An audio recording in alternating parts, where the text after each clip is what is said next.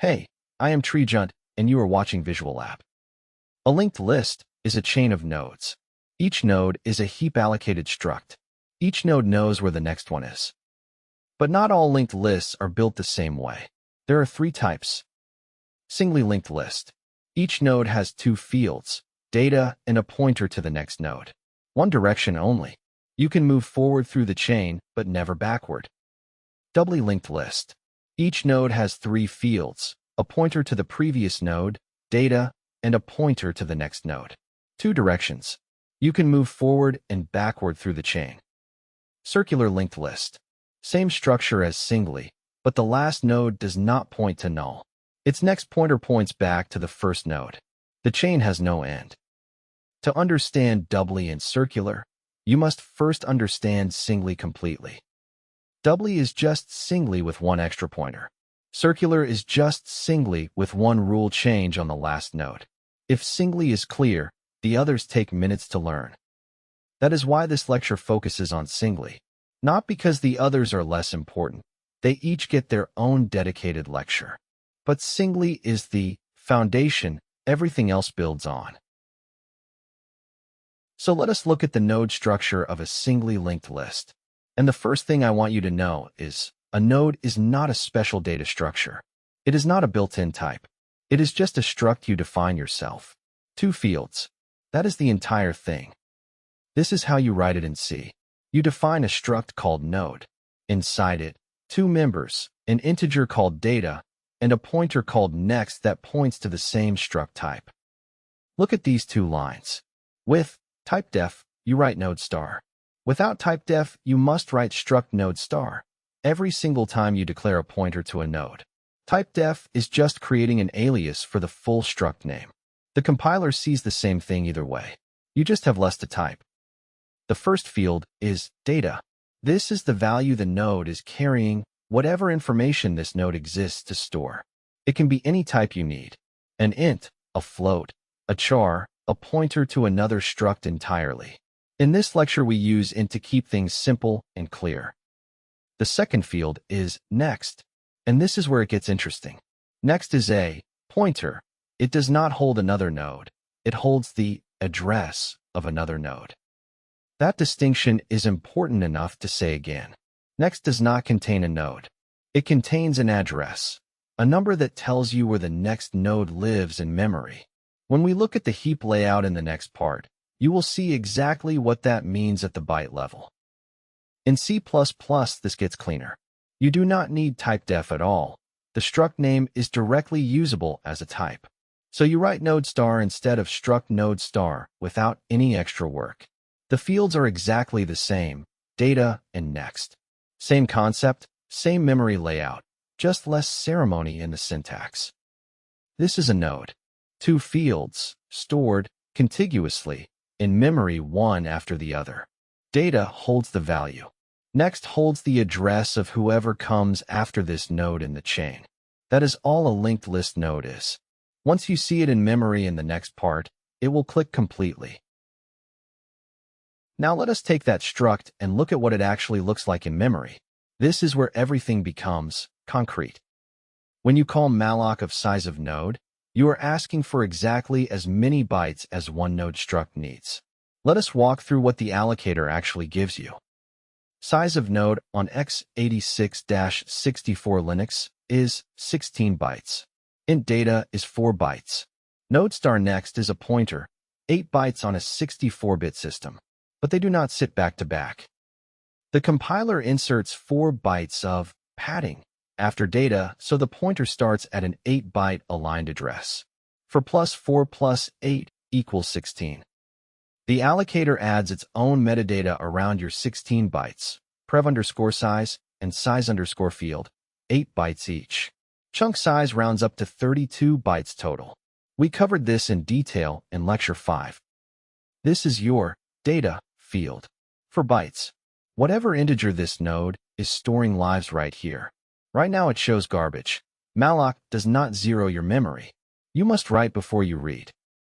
This block is struct padding. 4 bytes the compiler inserted, so the next pointer starts at an 8-byte aligned address. Your code never touches these bytes.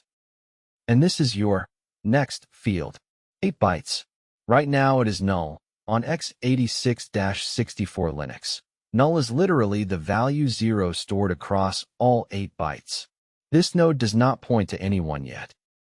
The address malloc returns points here, the start of your user data, not the start of the chunk. That address is what your node pointer holds. Now I want to show you two nodes connected. Both of these nodes exist in the same heap in reality. I am showing them side by side, so you can see both layouts clearly at the same time. Look at node A's next field. It contains 0x555555559030, the address of node B's data field. Malloc returns a pointer to the start of user data, not the start of the chunk. So next points past the allocator metadata directly to where node B's data lives. Follow that address and you arrive at node B. The arrow you draw in diagrams is not a special linked list feature. It is just a number stored in 8 bytes pointing somewhere else in the heap.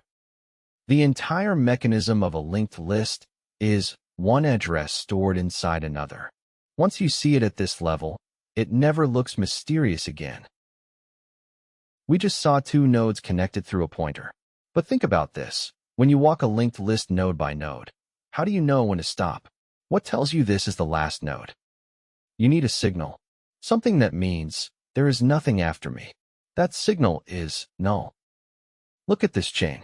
Node A points to node B. Node B points to node C. And node C, its next field holds null. The chain ends there. Null is not a special linked list concept. It is just a pointer holding the value 0.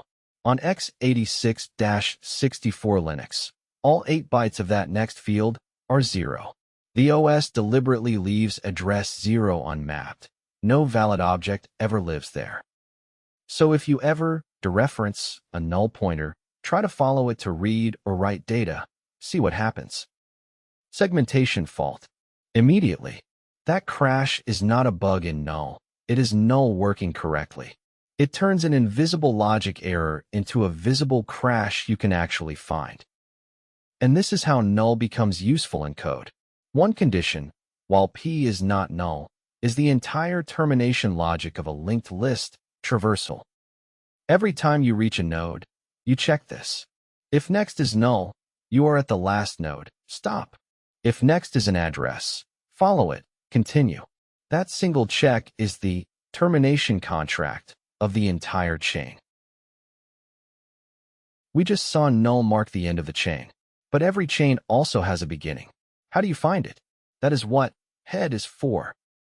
3 nodes on the heap, connected, but without knowing where node A is, none of this is accessible. You need something that holds its address. This is head, a single pointer on the stack holding the address of node A. It is not a node. It has no data, no next, just an address. But that one address gives you access to the entire chain. Every traversal starts here. Follow head to node A, then A's next to B, then B's next to C. There is no shortcut. Head is the only door into the list. Now what happens if head is overwritten or goes out of scope without freeing first? All 3 nodes are still on the heap, still allocated, still connected. But there is no pointer that leads to node A anymore. The chain exists, you just cannot reach it. 3 malloc calls, 3 separate chunks, all leaked. Not because they were freed incorrectly, because the only handle on all of them was lost. Whoever owns head owns the list. That responsibility does not disappear when head does. Head owns the list.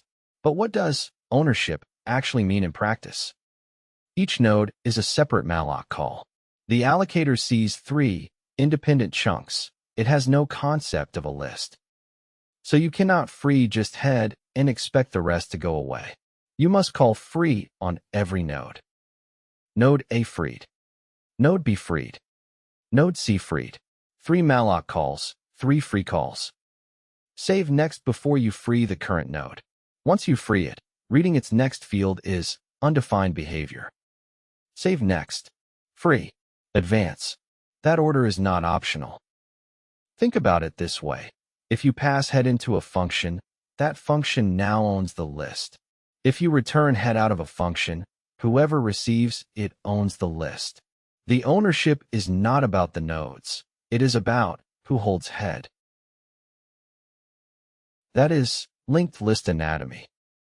If you understand what a node looks like in memory, why null terminates the chain, and what it means to own head, you have the foundation for everything that comes next. Next up is traversal. We will take this chain and actually walk through it.